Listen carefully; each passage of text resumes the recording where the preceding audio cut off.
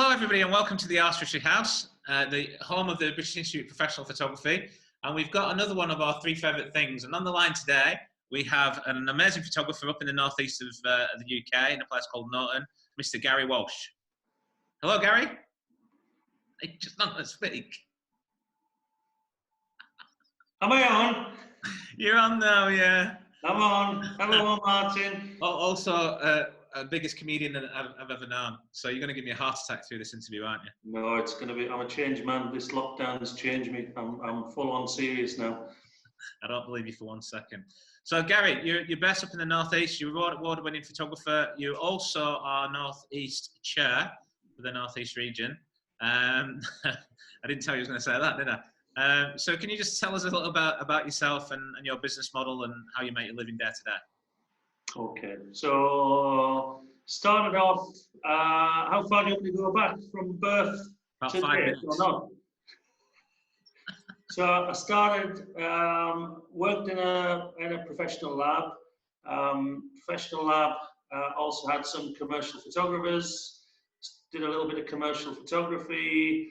Ended up leaving there in 2000 and setting up my own business, primarily shooting weddings. We bought a building on the high street in Norton, started shooting portraits, went back to doing some bits of commercial, and now pretty much do a mix of the three. Okay, and just so we, full disclosure, we actually met at photo training overseas, and I can never remember what the year was. Can you? I can. Well, to be honest, Martin, that was a big turning point for me. Nothing to do with you, of course, to do with all the other inspirational people that were there. 1999, Madeira, PTO, my first experience. My liver has not quite recovered yet, but I've heard it rebuilds itself over time, so I'm hoping for a full recovery by 2024. It was an amazing experience, and as I say, we've been friends ever since, and kind of both been in the photographic industry, and our careers have kind of been side by side. And when you go, I go. I'm just saying that. I'm all right. I'm no cough or anything, so I'm okay. So we've asked you to choose three of your favourite images. They don't have to be commercial. They just have to be some of the three favourite images you've ever taken, which you've sent me, which we're going to show in a second, and then an inspirational image. But I believe we've got two: an actual image and a picture, frame picture that you're going to show when we get to that bit. Yes. So I'm just going to share my screen with you so we can see. And here we go. And I'm just going to press this button here. And it's Her Majesty the Queen. I didn't know she was a friend of yours. It is close. The thing is, I decided when I was thinking about images, with images I've taken, it's like albums. You know, people ask you to list your top 10 albums, and mine would change from hour to hour depending on how I feel. So the link with the three images I'm going to show, I mean, I really like the images I've shot, but it's more to do with how you treat people and what comes from people that walk through your door. So this particular image, Neil Schneider, who stood there with a bit of a smile on his face next to the Queen, was the chief exec of Stockton Borough Council. He came in to see me with his fiancée a number of years ago, with a view to photographing his wedding. I didn't know who he was. At that time, he was in housing, and he climbed his way to the top. And from shooting his wedding onwards, prior to shooting, we've remained friends, and I've done lots of work for him. And this job with the Queen was her visit for the Diamond Jubilee, I think it was. Yeah, it was. She came to Stockton, and I got the job of being the sort of chaperoned them around for the couple of hours she was there. A fabulous job. I mean, my heart's never pounded so much whilst photographing somebody. It's I'm not talking about Neil now, about the Queen. It's that person who's been in, whether you're a royalist or not, she's been in our life, well, she's been in my life forever, and she's on, if I go to the pub, she's on every note that I hand over when I go to the pub again. So it was a huge job, and the images, I got thank yous from all the various people, and there's an album now in the town hall, which will be there forever, with all my images documenting the visits. And again, going back to my first point, you just don't know who you're going to meet. I treat people exactly the same. Doesn't matter who they are. I treat them all like shit. I mean, I treat them all really well, and it stood me in good stead. I think. I'm rattling on a little bit, but when I shoot weddings, and I've been shooting weddings for just over 20 years, I'll turn up at a venue, and the guy who was working behind the bar 5-6 years ago is now looking after banqueting and conferencing, and he's booked me for a job. So it's not a forced thing, it's just something I've always done. I just treat everybody exactly the same, we have a bit of fun, and it generally leads to something else. So the theme of your 3 images is how people that you've photographed, you've kind of kept in contact and treating them well has led to other things. Yes, basically. The other thing that you said in your comment there is when you're in the pub and you go to hand over a note. And I'd just like to say I've actually never seen that happen yet. So I don't know if that's quite true. Well, the last time we went to a pub, you introduced me to this bring it to the table service, and we had quite a few without actually getting out of our chairs. Now, the Wetherspoons app, it's a godsend. My rule of thumb is normally I know I've had too much when I get about the chair and I wobble, but when you don't have to get about your chair to go to the bar, it's very difficult to decide when you've had too much. So thanks for introducing me to the wobble. Yeah.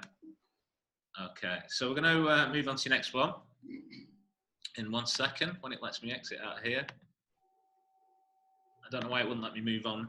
So this is kind of one of your iconic images, isn't it? I've seen this yes. quite a lot. Yeah, this image did really well for me, actually. It won a Kodak Award, and it won me MPA Wedding Photographer of the Year, and various other bits and bobs. And I just like, again, going back, this is a couple called Mike and Sarah, who I now photograph them and the children every year. And I've done various bits for Sarah as well. She's an artist. She used to be a journalist, and we've stayed in touch. I'd consider them both as friends of mine. They've just moved house, and they wanted me to go to the house to photograph them and the family home, because she sees family and home. She rates it very highly, and she wanted some images so that the children could look back at the house that they were leaving, so that years down the line, because they're only 2 and 5 at the moment. So she wanted something for them as a bit of a memory. So again, going back to what I said, I photographed the wedding. I didn't know them before that. This shot came about. It's a marquee in the grounds of Sarah's mum's house, and just to the side was this chicken coop. And whilst they were in having food, I did a little bit of a recce round and seeing I thought there's got to be a picture here. A couple of people passed me setting up and thought I was crazy that this dilapidated, because behind the other side of the chicken coop was the marquee, and with Sarah being a bit of an artist, the wedding was very stylized. Yeah. And here's me behind the scenes at this dilapidated that they tried to hide in the corner away from the marquee. So I found it. I set up a couple of Elinchrom lights. I found they had all these different coloured balloons floating around the ground. So I knew that Mike was wearing yellow socks. So I got the yellow balloon and tied it to the chair. I brought them out between courses. I think that was after mains and before desserts. Sarah's dress is quite tight fit, and I didn't want to risk sticky toffee pudding being on show. Got the shot, and then they went back into the marquee to finish off and have speeches, etc., which I then covered.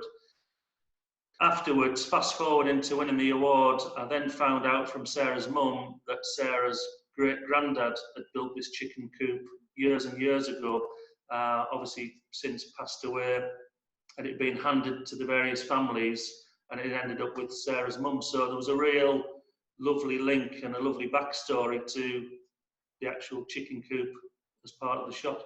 Yeah, brilliant story. And you mentioned there, obviously this was a Kodak Award for you, which obviously they don't exist anymore. And as you say, I think you were MPF Photographer, Northeast Photographer of the Year. How I know National, sorry mate, National. It's a proper award. I apologise. So you for one time or another, you've either been with the MPA or the British Institute of Professional Photography. What do you feel? How important have they been to what you've done? The kind of awards. What have you used the membership for?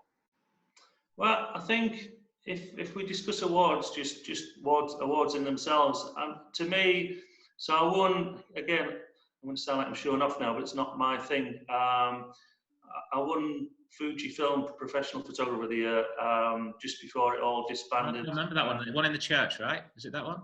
It's what? Sorry. Is it the one in the church? The older lady with the bag pointing, isn't it? No, that won me. I got through with that, and I won Newcomer of the Year with that one. And then the following year, I had some portraits taken over the road here. I've nipped into work to do this. I've not been here for a number of weeks, so it feels strange. But there's a chip shop over the road with a cobbled street on the way, cobbled path on the way in. And I photographed a lad. He'd had a crew cut and his glasses, and it was just at the time when Lock, Stock, and all those kind of films are coming through. Yeah. So he had the look, and I lit him with a bit of flash. And anyway, I ended up winning. Fast forwarding, I won Fuji Photographer of the Year. Brilliant ceremony at the Rooftop Gardens in Kensington. I thought I'd had way too much to drink when there was pink flamingos wandering around on the rooftop. I knew it was time to stop drinking. It was champagne back then. They didn't have prosecco; it hadn't been invented. So I won this award, and I thought that's it. It was just before, we were just about to go full time into photography. I'd won the award. I thought I'll just sit back and wait for the phone to ring because I'm an award-winning photographer. I had a piece in the local press. The various magazines did features, and I honestly thought that I was made up. That was my business sorted. No need to market, no need to. And I did get a couple of shoots on the back of it, but not what I was expecting. So then I very quickly realised that when you win these things, you've got to really push them yourself. It's all about what you do with them rather than what you wait for a third party to do with them. Yeah. So when I won this award, the morning after, with a hangover, I was sat at breakfast with, I think you were down there, Jeremy was definitely there, and there was a couple of other people. And I contacted a local lifestyle magazine, local to me, and I told them what I'd done, and she said, can you send the image? And I got Lynn back at the office to forward the image. And the next thing I got a full feature in that magazine, and then that led to more work. So I very quickly learned from way back in 2000 that whenever you achieve anything, it's up to you what you do with it.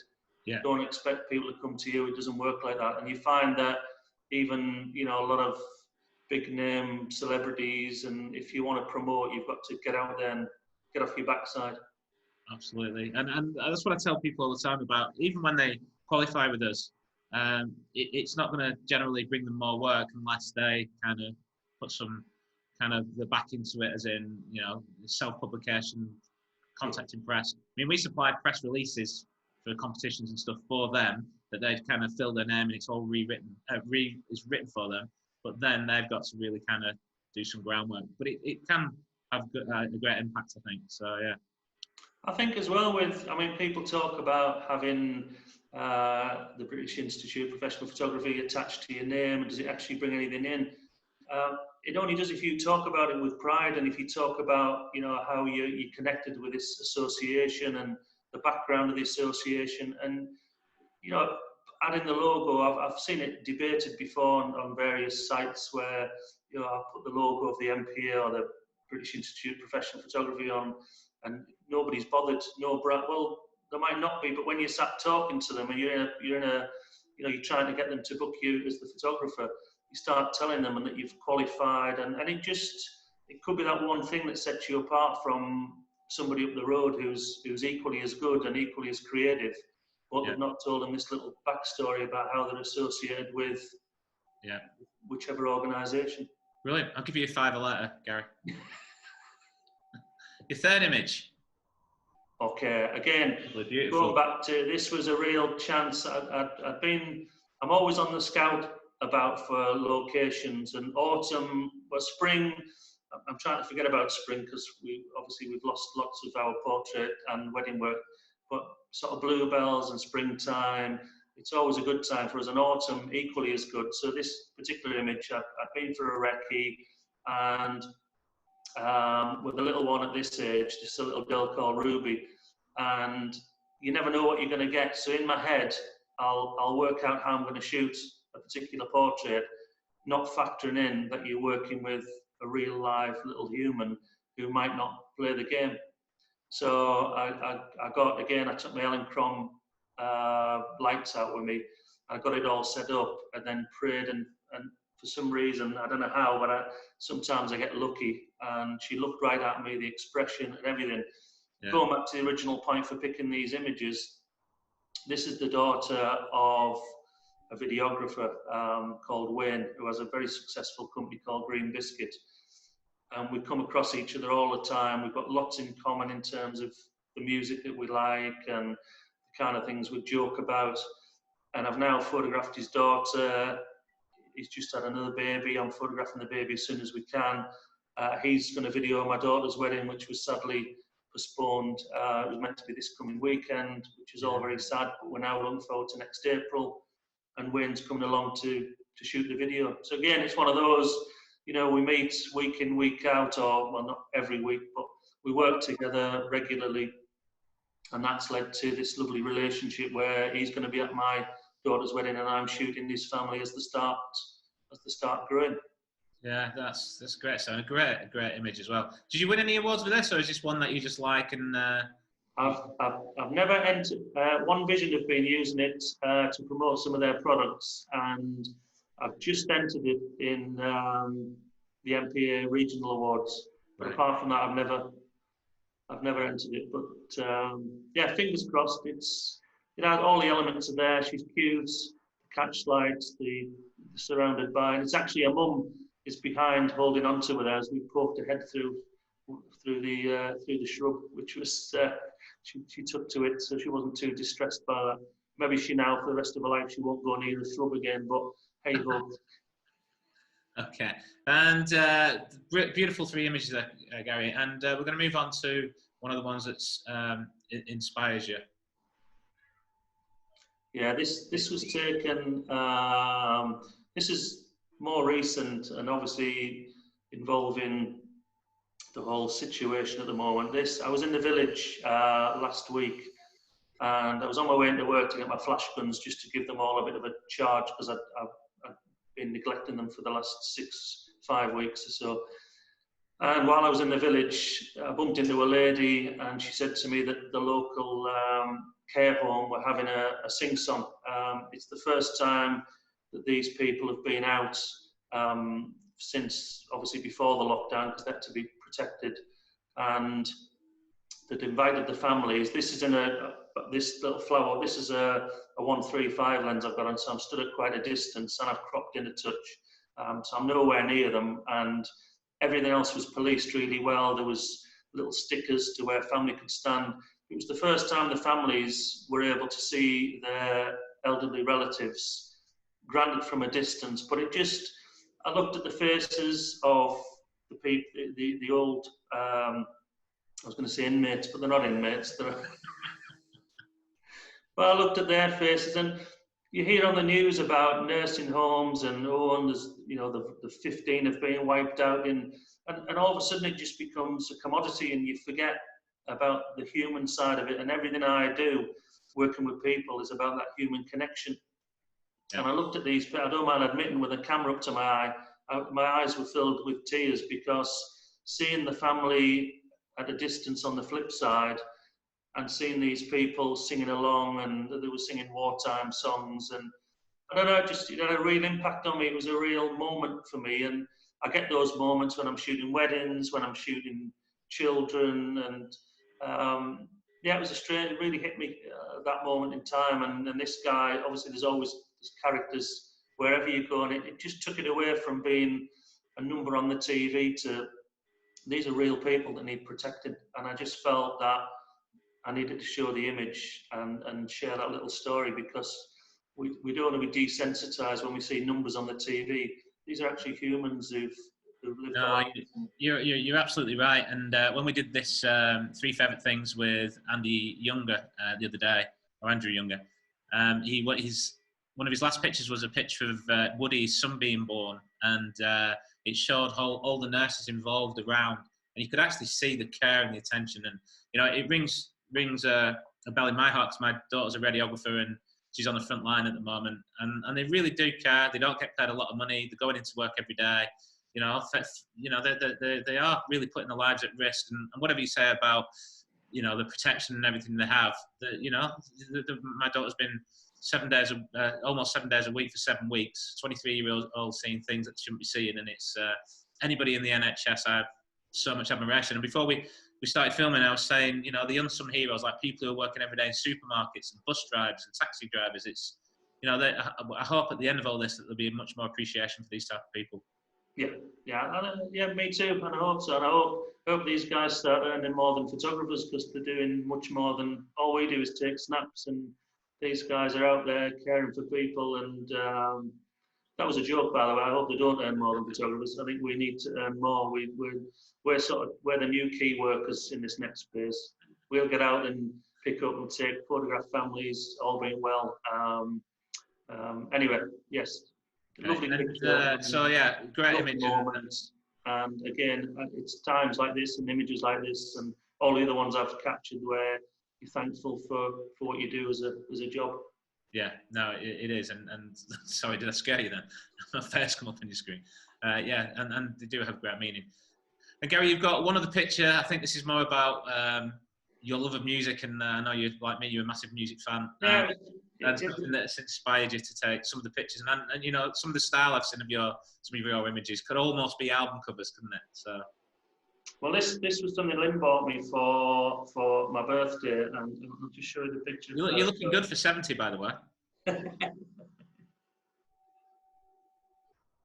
Yeah, fantastic, great image. So that's a picture of Kajagoogoo. I don't know whether anybody remembers them, but big influence on me. Too Shy. It's just the most underrated pop song of its time. And Lamal with his quiff and his miserable look. But no, I always photography, music. I always wanted to be into. That was a genre that I tried to pursue, but it's very difficult to make. It's great as a hobbyist. I used to go to gigs and take a camera and develop the film and black and white images, and it was good fun, but I could never see me making a living out of doing that. And I still, every now and again, I'll do some images. I've shot local bands, and I've got images there's a band called Cattle and Cane, and I've got an image in the centerfold of one of their albums. I've got a feature in James Arthur's book of some images I took of him in his early days. So I do still dip my toe in now and again, but you know, back in the day, I seen myself that I'd be on the road with musicians and snorting sherbet off. No, I'm joking. Could take that bit out. Anyway, but yeah, music photography, and I've watched documentaries on music photographers and how they work, and having that limited amount of time to produce something, and then not knowing at the time that then becomes an iconic image. There's an image of the Clash Penny Smith shot where Paul Simon's smashing his bass guitar. It's actually out of focus, but now it's sold T-shirts, it's sold posters and mugs, and it's an iconic image of that moment in time, and it's not the best technically, and she'll admit that herself, and I think she's a bit embarrassed when people make such a fuss of it, but it just has that energy, and anyway. No, it is amazing. I love album covers and stuff like that. It's some, as you say, iconic images that just last forever. Okay, so we've got the last couple of minutes, Gary, and thanks for showing us all those images. Entertaining as always. So obviously, as I said, you're award-winning, successful studio in Norton and the Northeast. It isn't, well, Norton is kind of a posh place in the Northeast, but you are surrounded by, you know, you're not you're not London, are you, by any stretch of the imagination? No. We've got and so obviously tough times at the moment, and so just to kind of give some of our members advice, if you can, about, you know, what you're doing and how you're going to get through this, and what you see, or how you see you coming out of lockdown and getting the business running again. Well, to be honest, I've never, since I shot a wedding just before lockdown, and I've never really stopped from there on in. I've been out in the morning, again, for a reason to be up and about. I've took my camera out, just one lens camera. While I've been doing my exercise walks, I've been grabbing a few images. And of course, when doing that, you've won the coveted British Institute Professional Photography's mug. It must be the biggest accolade you've ever had in your career, and winning it 1 week. Going back to what I was saying earlier about it, it's what you do with these things. So I made a little bit of a joke on social media saying it says mug. Well, no, what was it? I've won a yeah. You want a BIPP mug. Mug, and I put something like it says mug. I think he means cup or even trophy. And I put it on my social media, and I got people liking it and congratulating me. And then I put it in we've got a local village group with 6,000 members. And I stuck it in there, and again, same kind of thing. People don't understand what it is that you've won. They just like that there's somebody's achieved something in the area. So I've got a big press conference on next Tuesday about it, and it's going to be. No, I'm joking. But it did get quite a lot of traction on social media. The fact that great image though, fantastic. And most of the images that you do are all in Norton or around the duck pond in the middle or whatever, and you seem to be able to capture so many different images of the same kind of location. Well, they were all. I decided from the off that I would do the same walk every morning. I didn't want to break any restrictions and start roaming around looking for things to shoot. So I had the same walk every morning, the same camera. I did switch to a wide-angle lens when I got bored with my 80mm, but I tried to stick to just shooting as I was walking, and I've enjoyed it. That shot, the early morning one, I think I'd got up at 5 o'clock because my sleep patterns had been all over, especially at the start of all this, and I just went for a wander with the camera, and that was down on the green on a really misty morning, so it was good. But going back to the actual walking images, so I've been posting them in this group where I don't get a lot of business from people in and around the village. People tend to travel to come to the studio, but I think after this I might be there might be a few more locals coming in, because I've sort of broken down a few barriers by posting these images, and loads of people have had likes and views and comments and traction. So I think I've introduced myself to a whole new bunch of people, which can only be good from a marketing point of view. Yeah, absolutely. And we kind of spoke before we started filming, and I was saying, what are your plans, and you're kind of over the next week or so going to start feeling your way around doing maybe something which you're kind of well known for anyway, environmental portraits, but obviously safely. So yes, is that how you figure you're going to kind of start the ball rolling again with the studio? Yeah, I've just put something together on yesterday, just about the reasons why, and the reasons why I feel that the time's right, and the precautions that I'll take, and just to put people at ease that I'm fully aware of the situation, and I know it hasn't gone away, but I do think we can start moving things, and I've started doing some dog portrait photography, and I think again from the right distance, with the owners with the dog and me shooting, I think we'll be okay. And again, it'll be aware after 7 weeks of not doing a lot, in terms of doing nothing really with clients. I think it'll be a nice way just to get back into the groove. And it took me a while. You talk about I'll work 6 days a week and on average about 12 hours a day. So from doing that to doing nothing at the beginning of this lockdown, it's going to take a while to wind back up. I don't want to be where I was anyway, because I've learned a few lessons, but it will take me a bit to get used to different. Yeah, I mean, as I say, I've known you a long time, Gary, and I know that you're an early riser like me, and I know you're busy getting stuff done, and you really kind of hustle through the day every day, 6 days a week, which is always kind of been really impressive. But again, I think one of the things that you've said before we started filming it, that maybe you've realised that you want to spend a little bit more time with Lane and a little bit more time at home, and that your kind of priorities change a little bit. Not that you don't want to be busy again at work, but certainly you were very busy, weren't you? As I say, you were. Oh yes, yeah, and I've worked out, like I said at the start, before we started filming even, I can do a bit more from home now with the advances of technology. It's something I've always kicked back against. Yeah, there'll be some subtle changes to start with the way I work, and I need to warn my wife that she's going to see a bit more of me. So it's a win-win for her, really. But Gary? yeah, I mean, we've done all the joking aside. I've done all the other stuff. I'm quite lucky that my daughter's partner works in SEO and marketing, and he's been off work. He's been furloughed for the last 5-6 weeks. So he's been helping me. We've got the website back to where I wanted it to be, because I just kept, because I was so busy, I was just bolting bits onto it and making subtle changes, but never really addressing that it needed a bit of a full shake-up. So that's been sorted. I'm currently going through the literature that I send out to couples when they make inquiries with me, and just fine-tuning that and bringing it up to date. So yeah, I've had my times where we've sat in the garden and done not a lot, but I've also had times where I've been flat out, working behind the scenes on the stuff for when things start getting back to the new normal. Yeah, the new normal. What a cliche. Flattening the curve on the new normal. Gary, that's been wonderful. Thank you very much for your time. Stay safe, and hopefully we'll be able to sit in that chair in that pub and not move again, and just get beers delivered to us. Well, I think I'm learning that the world doesn't revolve around the pub and beer, but it has made the world turn a little bit slow.